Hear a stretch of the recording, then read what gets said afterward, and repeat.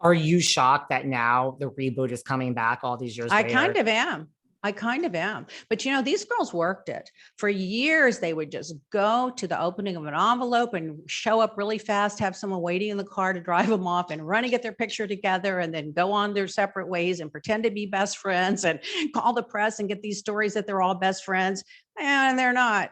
So they worked it and they worked it and they worked it and they worked it. And then they finally got someone to pay attention. They finally got their show back. And obviously they really, some of them never let it go. Never let it go. I mean, that's what I was going to ask you, because that is the perception. If you look at social media where it is to me, doing what I do, like that they are together. To me, it seemed like they have tried to work this for they never 5 let years. it go. Yes. And this was let's will this into existence. That's exactly what it was like. And they all stick together. You see, that's another problem. When you have a group that sticks together, I'm going to always back you and you're always going to back me no matter what. And I'm not going to tell your dirty secrets and you're not going to tell mine no matter what. You don't have a show, because if you're not willing to tell the truth and hold other people accountable so that they can hold you accountable, then it's just two sides fighting. There's no show there. And I feel like some of them had so much to hide that when someone else would do something so blatantly, obnoxiously wrong and out of line, they would never say anything because they didn't want that person to go and say, well, what about this over here? So that was part of the dynamic of the show that I thought made it not work. It could have worked better. Let's say it that way. Do you think out of the 4 people that are returning apparently full-time, like Adriana, Alexia, Larsa, and Lisa, do you think, and I guess rumor is Marysol is a friend of, do you think Bravo, Peacock got it right with the casting? Do all those people deserve I'd have to be to there? think about it. Larsa has a very CNBC and superficial kind of life, but she does have a big following and she does know kind of how to work it. I've never seen her be the person to really put her raw feelings and self out there. I think she's a little guarded that way. I'm friends with her. I talked with her recently. Lisa wants to see and be seen. So it's the same thing there. She has a grand life. She wants to showcase it. Nothing wrong with that. But she does not want to poke any bears. She does not want anybody coming at her. So she's going to just be nice, be this peacekeeper and get along with everybody. Now she might flare up once in a while, but so there's that. Adriana didn't have anything else going on. So of course she's excited about it. Alexia has other stuff going on, but what's going on the camera and what's really going on are probably, well, in fact, I know 2 different things. She's probably the only one that actually really maybe has a storyline, maybe. And the other one, well, oh my God, you're dangerous when you're a friend, because when you're a friend, you're trying to be full-time. So you're going to do and say anything. So I would watch out for that when she's looking for somebody else's job.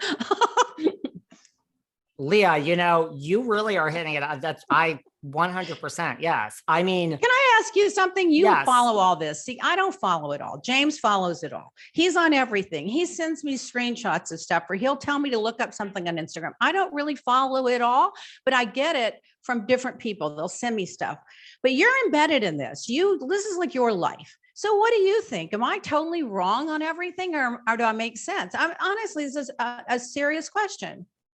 Literally, I'm going to give you a serious answer. I think so far you are 100% correct, on everything. Honestly. Well, it's not a popular point of view. And I can assure you, Bravo doesn't like that point of view. I can assure you the producers wouldn't like that point of view. But I mean, in some time in life, it's better to take a stand than to be popular, and you just have to take a stand for what's right and what's wrong. And that's just how I see it. But I don't, I may be wrong about it. I mean, the public may spoon all this in and love it all and think it's just so great and not see any of it the way I do. And people that like you that are in the business, you see it a different way. That's just how I see it. It doesn't make it right, I see it like you see it, but I'm not sure the public always sees it like we see it. Because I mean, to me, it's like when I call people on the show, like say that you Right. were on the show now, I can't talk about the show and what happened. And we will, but like Right. to me, I break the fourth wall. Like I understand, like I know how it works. So to Right. me, it's like I'm not team this or that. I'm just like, Right. I get the real deal of who wants the camera time, who Right. I agree with everything you said about trying to make this happen for Yeah. many years and willing it into existence. I think that's true.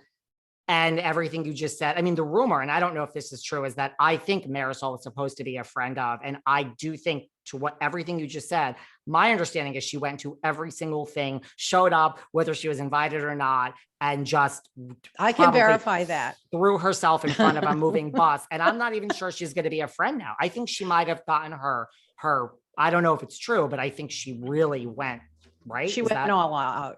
This is the most important thing in her life. It's the only thing, most important thing in her life. She's obsessed with it. She wants to be, you know, like an it girl and be like whatever. There's nothing wrong with any of that. You know, it just, but it's just be honest about it. You know, don't be like, oh, I'm so embarrassed. The cameras are following me again. You know, don't be like that about it. Like, I love the cameras. Come take my picture. There's something about fakeness and dishonesty and injustice that bothers me, you know, not just in that world, in every world. Like, look at the world, the planet, and what's going on with, you know, people, this cult following of Trump that's all based on a lie. That bothers me because those consequences are going to affect all of us. And you're gullible and you got sucked into it. And the housewife kind of the same. You're gullible. If you can see it for what it is, enjoy it. It's a guilty pleasure, but don't kid yourself. These women don't all live the perfect life and you're sitting home fat, ugly, and miserable. Do not punish yourself. It's not all what it seems, you know? I totally agree with all of that as well. I mean, that's a whole nother thing of like, you know, people living above their means, like for a TV show, and like, not everyone, if you scratch below the surface, we have some wealthy people that have been housewives. And then we have 95% that pretend to be. Right. You know, the problem for me with that is if you think your wealth and affluence is going to have people love and adore you, you've got a very poor self-worth problem. Like, I'm going to be the same person if I live in a 500 bedroom apartment, as long as I can feed my dogs and pay my vet bills, I'm going to be fine. Or if I live in 2 mansions, I'm going to be fine. I'm going to be that same person. Now, there are a lot of benefits to having money, but there's a lot of responsibility that comes with it. But to pretend you have when you don't, you're not doing anybody any favors, you know? No, you're not. And then when you scratch the surface, you're like, I mean, people with real money don't talk about it ever. People that have real money are very discreet about it. Like, actually, if you notice on season 1, I drove my 14-year-old Mercedes station wagon, because that's the station wagon I had for 14 years, because I could put all my dogs in it and I could put my kid in it, and I didn't want, and all of his friends in it. And I didn't want to have to learn how to use all the electronics on a new car. And I was very happy with that car. And the only reason I got rid of it is I went to pick up one of my friends' friend on Star Island, and he had 17 Porsches in the front, and I drove up and he goes, "When are you driving this clunker?" I'm like, "I love my clunker." And he goes, "Well, my son can't get in that car. It doesn't have airbags on the side." And that's the day I called the office and said, "You know, the car's not safe. I need a new car." "Well, what kind do you want?" "I don't know. Send me something safe and easy." That's how I roll. Yeah. These girls go out, I am not kidding you, and they make a deal. "I'm going to drive your car on the show for 2 years. I'm going to make sure that they see it everywhere that I am to get you the publicity," when they couldn't really afford the car. Yeah. Just drive your clunker and say, "Hey, I need the money. All of you tune in and buy my stuff."